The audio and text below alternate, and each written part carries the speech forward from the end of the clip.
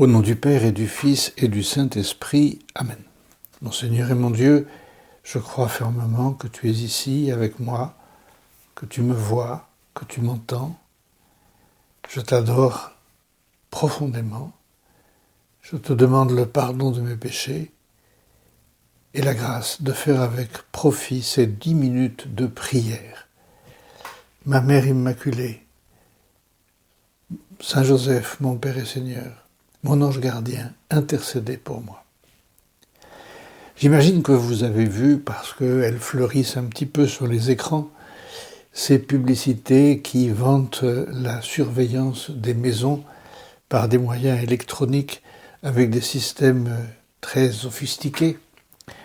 Et on comprend évidemment que ces installations de surveillance fonctionnent 24 heures sur 24. On imaginerait mal que dans la publicité, on assure qu'elle est efficace 2 heures par jour ou 1 jour par semaine. Ce serait absurde et ça n'aurait pas de sens. La vidéosurveillance est évidemment constante jour et nuit, H24, 7 jours sur 7. La maison la plus importante que nous avons à garder, c'est notre âme. Parce que c'est elle qui va nous emmener au ciel. Notre âme, c'est cette demeure où notre Seigneur aimerait tant habiter, où il est venu habiter le jour de notre baptême. Évidemment, il est venu habiter depuis notre conception, puisque c'est lui qui nous a voulu. Mais bon, on peut visualiser une sorte de présence plus importante lorsque nous avons été baptisés. Nous sommes cette demeure où le Seigneur a envie d'habiter. Notre âme, notre vie, finalement. Car c'est dans chacune de nos journées, chacune de nos semaines, de nos mois, que le Seigneur aimerait tant habiter.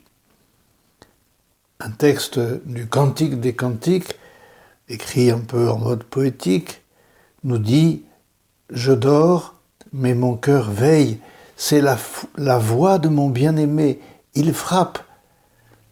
Ouvre-moi, ma sœur, mon amie, ma colombe, ma toute pure, car ma tête est humide de rosée et mes boucles des gouttes de la nuit. » Mon bien-aimé, continue ce texte, a passé la main par la fente de la porte, mes entrailles ont frémi, c'était lui. Je me suis levé pour ouvrir à mon bien-aimé. Alors, bien sûr, nous ouvrons au Seigneur lorsque nous avons vraiment la sensation qu'il nous appelle, ou lorsque nous allons assister à la messe, ou lorsque, nous allons faire un moment d'adoration. Mais c'est pas uniquement dans ces quelques moments-là que le Seigneur veut être en nous.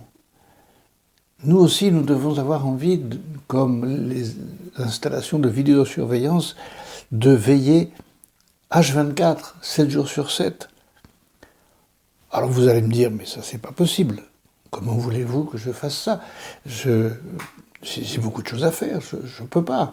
J'ai mes activités, ma profession, ma famille, mon sommeil, je ne peux pas veiller 24 heures sur 24. Dieu, lui, veille sur nous. 24 heures sur 24. Et depuis que nous avons commencé d'exister. Alors on pourrait se dire, bon, alors ça suffit. Si Dieu veille sur moi, c'est bien. Non, nous aussi, nous devons veiller. Alors pour mieux comprendre, peut-être que nous pouvons faire la différence entre veiller et surveiller. Parce que Dieu veille sur nous, mais il ne nous surveille pas. Non, il veille sur nous, comme un père très aimant. Mais il ne nous surveille pas. Nous n'avons pas à nous sentir oppressés par la présence de Dieu. De même, nous n'avons pas, nous, à surveiller, par exemple, les autres. Mais nous avons à veiller sur les autres. il y a une grande différence entre veiller et surveiller. Et veiller est une attitude très douce, très affable.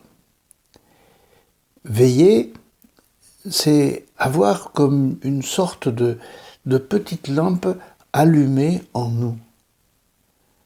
Vous vous souvenez bien sûr que vous vous souvenez de ce passage de l'Évangile où le Seigneur est au Jardin des Oliviers, il est sur le point d'entrer dans sa passion, il emmène avec lui 3 de ses apôtres et il dit à Simon, « Simon, veillez et priez. » Et puis le Seigneur s'éloigne pour prier et là, Simon s'endort. Il ne veille plus, le Seigneur ne lui avait pas demandé de l'accompagner, de lui parler sans arrêt. Il lui demandait d'être là, d'être présent auprès de lui, et Simon s'est endormi. Et lorsque le Seigneur revient, il lui dit, « Simon, tu dors, tu n'as pas eu la force de veiller seulement 1 heure.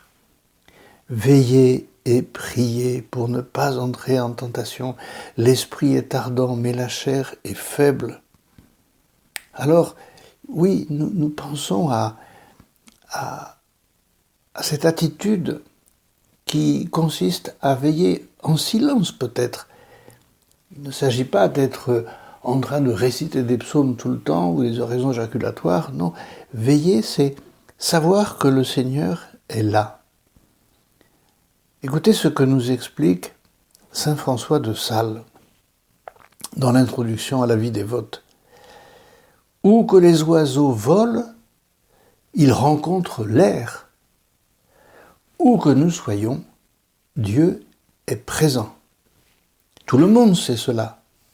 Pourtant, bien peu y prêtent attention.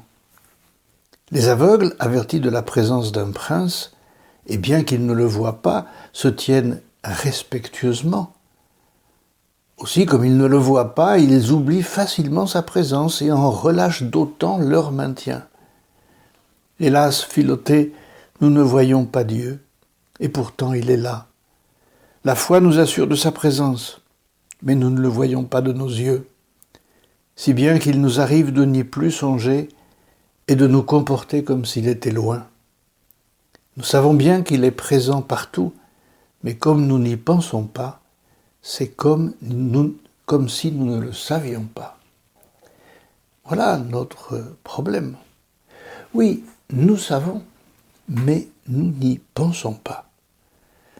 Alors nous pensons évidemment à beaucoup d'autres choses, mais voilà, la présence de Dieu, cette réalité d'un Dieu Père qui veille sur nous, d'une Vierge Marie, Mère qui veille aussi sur nous, nous l'oublions et nous nous endormons.